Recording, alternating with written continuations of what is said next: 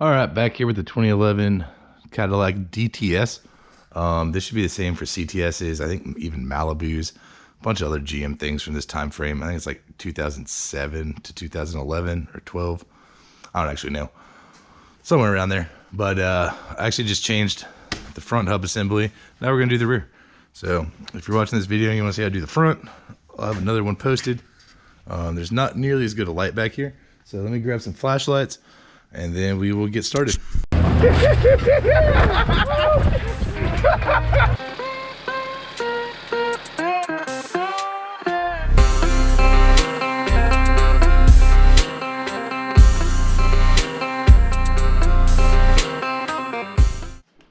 All right, the rear hub is much easier than the front hub, and the front hub is not hard at all. So this one is a real piece of cake because there's no axle going through it. Step number one is going to be to remove the tire. So let's get that puppy off.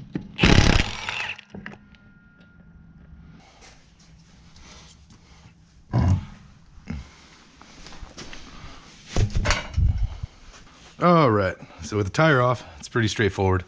We're going to pull the caliper bracket bolts. If you're going to do the brake pads with it, you can pull the caliper, pull the pads, then pull the caliper bracket. I'm not doing the pads, although he does need rear pads.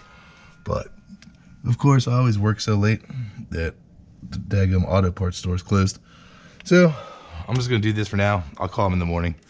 And if he wants to do the rear brakes, I'll go pick him up and just knock it out real fast. If you see a video on my channel doing rear brakes on a Cadillac DTS, then you know that I ended up doing it. So we're going to pull this caliper bracket. It's 2 bolts in the back, 15 millimeters. One right there and one below it. So let's see, you can see that. Got an upper caliper bolt and a lower caliper bolt. Before I even go after these, I'm going to unplug the ABS/wheel speed sensor, whatever you want to call it. I don't actually know. Sometimes it's a wheel speed, sometimes it's ABS. Never can tell. So 15 down there. So let me go get some tools and we'll get after it.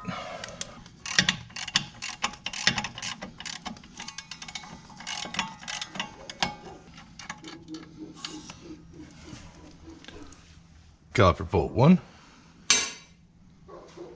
So something that I'm going to mention, because I've already done the other side.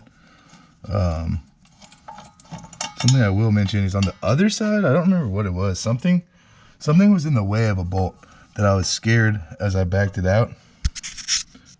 Make sure you can see this. As I backed it out, then my ratchet was going to get stuck and get pinned.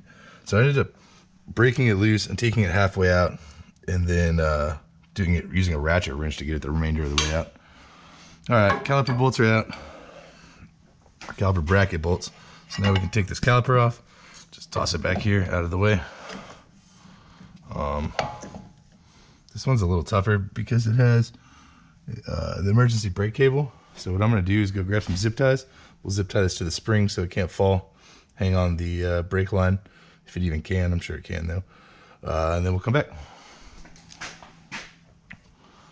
All right.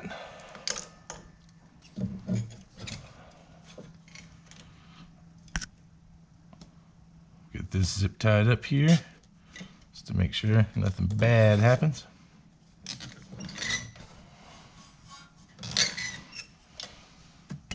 All right, so just like the front rotors, the rear rotor has a torque spit in it as well. So I'm gonna grab the Torx and then we'll get that out. Back with the Torx spit again. Be very careful. If you didn't watch the first one, these Torx screws, some people absolutely despise them. I don't mind them as much, but you have to be careful when you break them loose because they can and will strip, especially if it's up north. Then it becomes a giant pain in the butt. That's why a lot of people don't like them, but I don't have too much of an issue with it. I'm in Texas though, don't forget that. So there's not a lot of rust down here. Although I'm not sure where this car came from. The fellow who owns it is from Michigan, but I don't see a lot of rust. So I think he bought it down here. All right, with the Torx bit off, you can pull the rotor.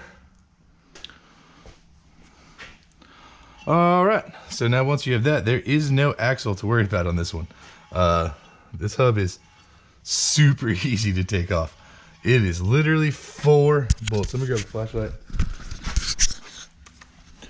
Sorry, Andrew, if you're watching this. I know my lighting is absolutely terrible. Hopefully you're not watching this because, you know, I don't think you own a Cadillac DTS with a North Star. Oh, I really hope not. So we got 4 bolts, 2 on the top, 2 on the bottom.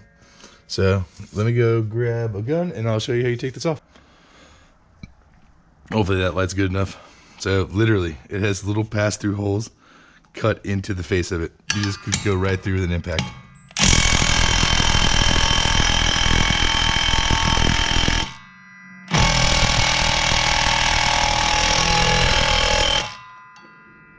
Well, I didn't see that coming. All right, when in doubt, get the big impact. Oh my God. Well, oh wait, never mind, hold on. False alarm, there's a bigger hole. See, made just for this moment, I think. GM was thinking about us. Let's just go get them all broken loose.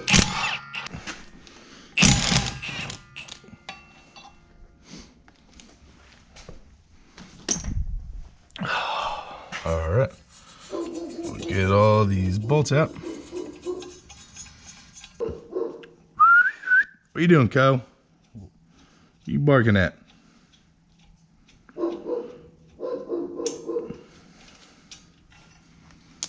All right. Okay, we got all 4 of the hub assembly bolts out. We'll set them over here to the side.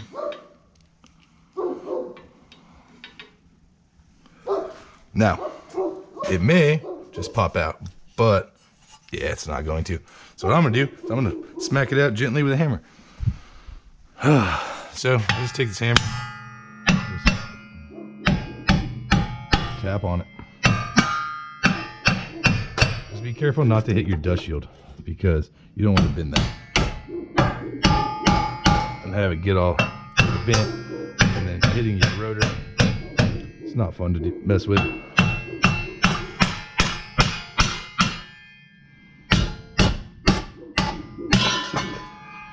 There we go. Set that down there. Voila. Hub's out with the dust shield. All right, so once you have the hub out, you can disregard this piece. I'm just gonna toss in the scrap trailer right now. All right, so before you can put your new hub on, it's important that we need to clean this mating surface right here. So I'm gonna go grab some brake cleaner and some Scotch-Brite, and then we're gonna get this cleaned up.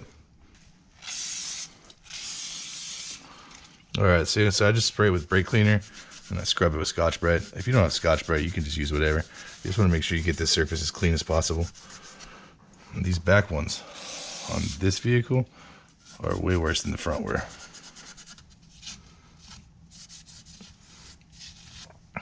There's only one thing left to do before you can put it all back together, and that is apply Loctite to the hub assembly bolts. I'm actually going to wire wheel mine, get them nice and clean before I put that on.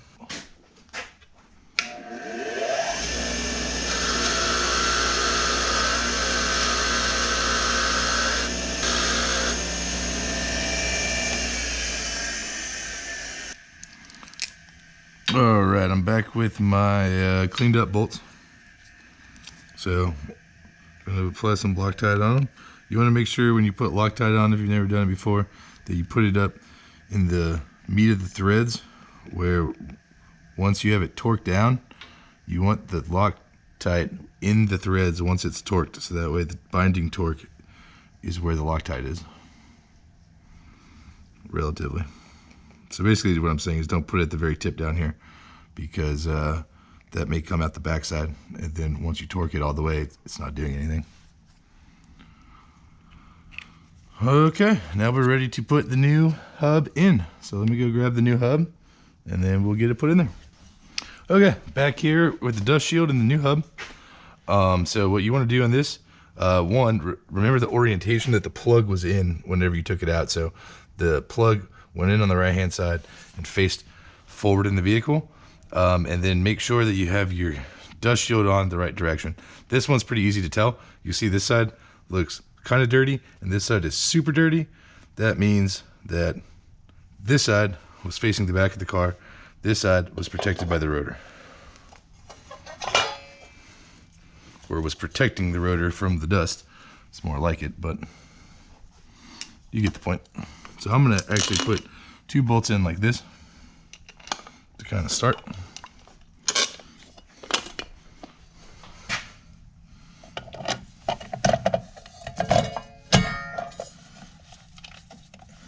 Now I'm going to use what I like to call the belly bonking method.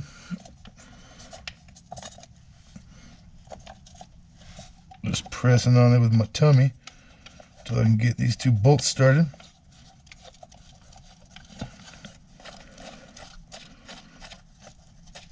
Alright, those 2 are started. We move on to the bottom 2. And you're doing this, just that whenever you're trying to get the bolt started, don't wipe off all the Loctite. If you knock a little bit off, that's fine, obviously, but definitely try not to wipe the majority of it off. That would be bad. All right, all 4 of them started, so let's shoot them tight.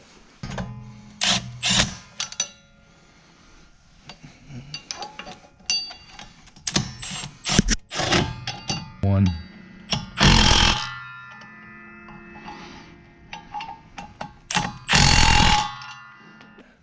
Now that those are tight, instead of just calling it good, I'm gonna go ahead and check them with a ratchet real quick. All right, back with the long ratchet. We're gonna just go ahead and make sure these are all nice and tight. Last thing you want, see, that one was not tight. Last thing you want is for a hub assembly to fall off. That one was not all the way tight. This is why I always check that daggum thing, I tell you. All right, so now once your hub's on, it's time to reinstall the rotor. So remember the lovely torque screw that holds the rotor in place and prevents it from wobbling? Just make sure you get that lined up. The reason that not all vehicles have that is because the brake pads and then the tire itself actually will hold the rotor in place and prevent it from wobbling. This is for whenever you're working on it exclusively. Which, like I said, I appreciate it as long as they're not stripped. Once they're stripped, they're a nightmare, but whenever they work right, it's quite nice. Because like what we're about to do here in just a moment, which is put the caliper back on with the brake pad still in it. If this thing is wobbling at all, it makes it extra difficult. But rotor's on. Now it's time to put the caliper back on. Important thing to note, before you put the caliper back on, make sure you also apply new Loctite to the caliper bolts. I'm gonna go clean these ones up, and I'll be back once I get them Loctited.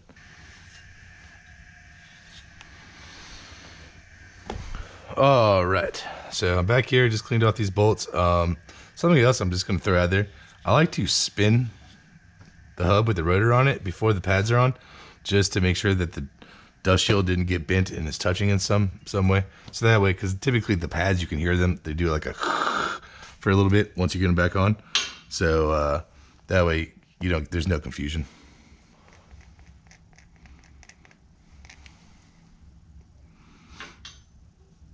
All right, now that I got my caliper bolts cleaned up and reapplied with Loctite, we're gonna cut the zip tie free that is holding this goofy caliper. Just go ahead and get rid of all this junk here. All right, I'm just gonna set this down for just a second, maybe. Yeah. All right, let me make sure. Yeah, this happened on the other side. Here, get some light for Miss Andrea. Nah. All right, so you saw that brake pad, it slid out of its little slot. So just make sure that the brake pad is set down where it's supposed to be, or you'll never get it back on the rotor if you go with this method. So what I'm gonna do is I'm gonna actually start at the bottom and try and flip it up. I'm gonna put the light over here, but I'm most likely gonna block it. I'm not gonna lie to you. I have a GoPro on my head, so it doesn't have a light built into it. But typically I like to start at the bottom like that and slide it in bottom to top. All right, so now we get to put the caliper bolts back in.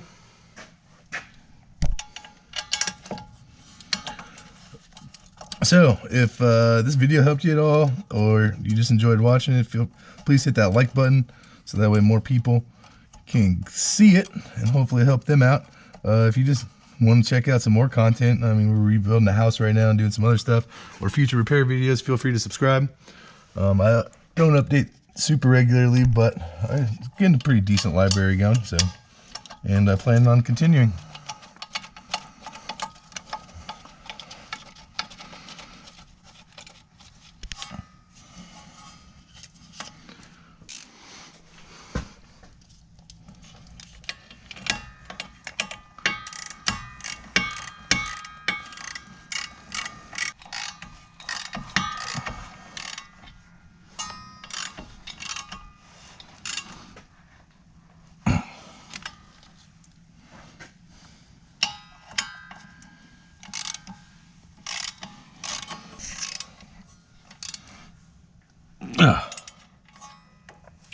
All right, just made sure to get these nice and tight. So the only two things left to do is don't forget to plug in the wheel speed / ABS sensor. Okay, that's plugged in. And now we get to put the tire back on. And that's all there is to the rear wheel hub. I mean, like I said before, this one's easier than the front, and the front one's really easy. This is one of those deals that, for some reason, it seems like a lot of people that are more than capable of doing it get intimidated and don't want to try. But this is very easily something you can do in a driveway. Get a buddy or two to come over. They can even help you drink a couple beers. No big deal.